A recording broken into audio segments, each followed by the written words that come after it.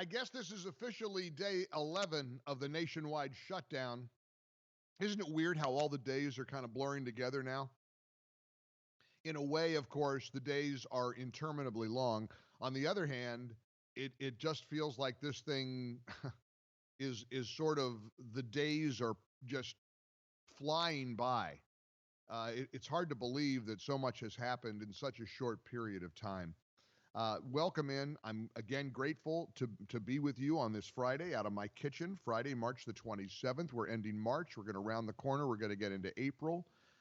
We continue to have a surge in U.S. cases. It is largely due, I'm sure, to the huge amount of testing we are doing. More and more people are getting tested. We have over 85,000 confirmed cases here in America. We have 1,300 total deaths so far. If you watched 5 minutes of Tucker Carlson last night, you didn't want to get out of bed. I know it's bad in New York. I have friends in New York. I have a pipeline to New York, frankly, in terms of what's happening on the ground there. It is bad. It is bad.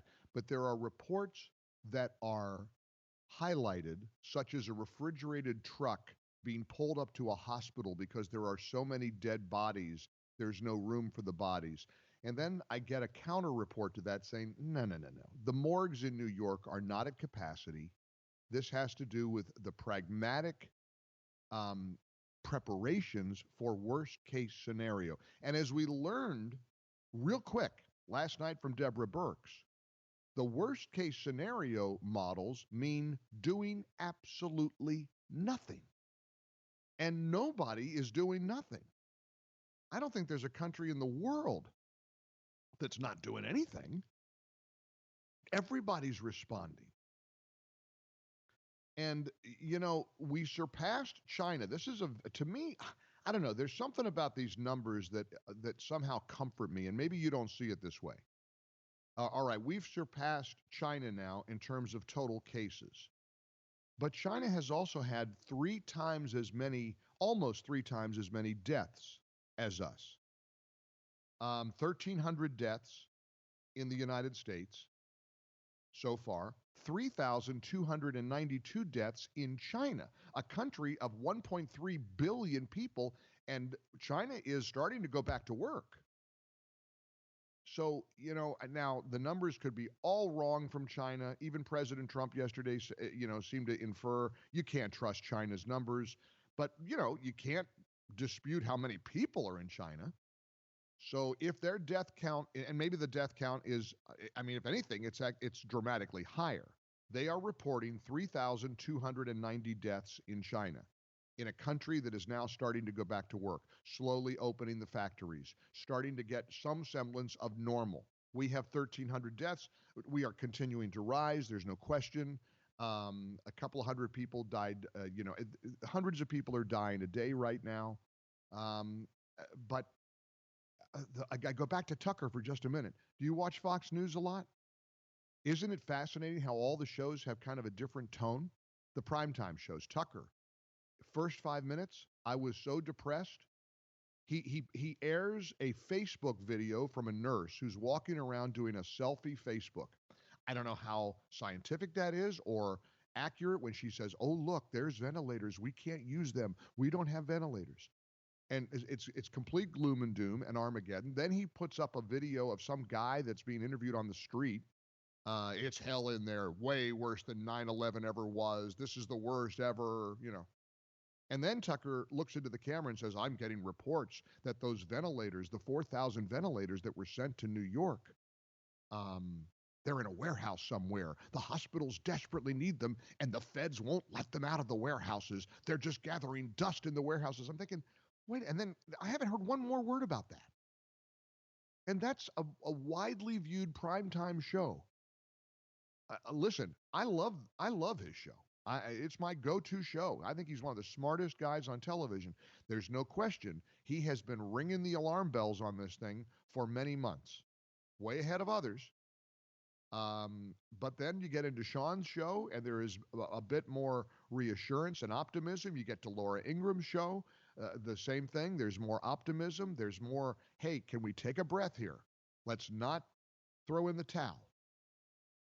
I don't know. I don't know what we ought to know what we don't know.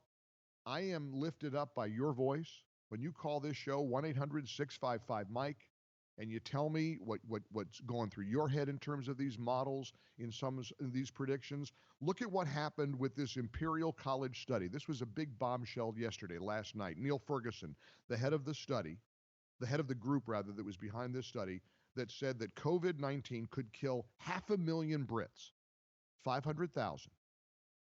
Then they allegedly walked it back and changed the prediction to below 20,000. Well, here's an article at National Review. Well, they didn't really walk it back. The report actually offered simulations of scenarios. The one resulting in 500,000 deaths was the one where Great Britain just carried on life as usual, didn't do anything. So the 20,000 is when the country locked down whenever it was necessary to stop the disease's spread, like so many are doing, like every country is essentially doing. So to go to worst case scenario saying we're going to have hundreds of thousands of people dead in our morgues in America is if we don't do anything, which gets back to the lockdown. It gets back to the self-isolation. It gets back to the staying at home. And how long is it sustainable? Here's Deborah Birx. Guys, pick the right cut. I'm sorry, I don't have the cut sheet right here in front of me. So find if you can give me Dr. Deborah Birx yesterday, and just saying, cut 6, Pavs, where she is saying, listen, the models on the ground are not quite panning out with the doomsday scenarios that we have been given. Here's Dr. Deborah Birx, head of the COVID response, along with Dr. Fauci and Vice President Pence and President Trump. Here she is talking about these models not quite being as bad as originally feared. The predictions of the models don't match the reality on the ground in either China, South Korea, or Italy.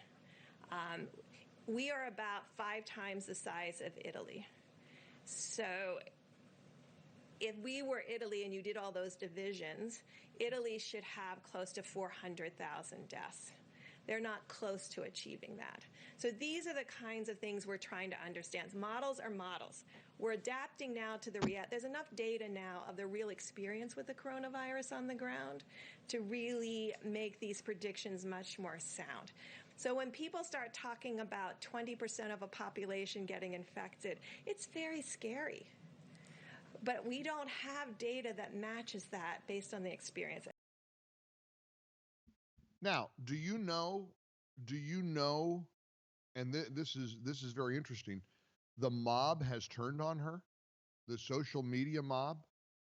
Joe Lockhart, who's a big Democrat pundit and Democrat operative, accused Dr. Birx of drinking the Kool-Aid. This is one of the top specialists in the world, Deborah Birx. 2 of the finest minds in the country are guiding us through this, Tony Fauci and Deborah Birx. Because she's saying, take a breath, the models are not quite bearing out, they're turning on her. And they're saying she drank the Kool-Aid. What's the Kool-Aid mean? How's there Kool-Aid?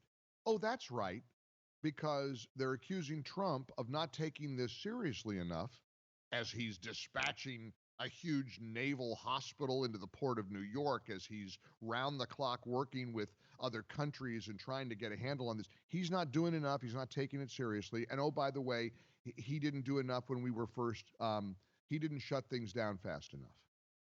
Now, if you're a Democrat in America, if you're a Democrat in New York, you going to say that with a straight face, knowing what your mayor, what your health commissioner, what your city council people, and even what your governor had been saying as late as March the 2nd? You want to go there? Knock it off. Knock it off. Knock off the political games.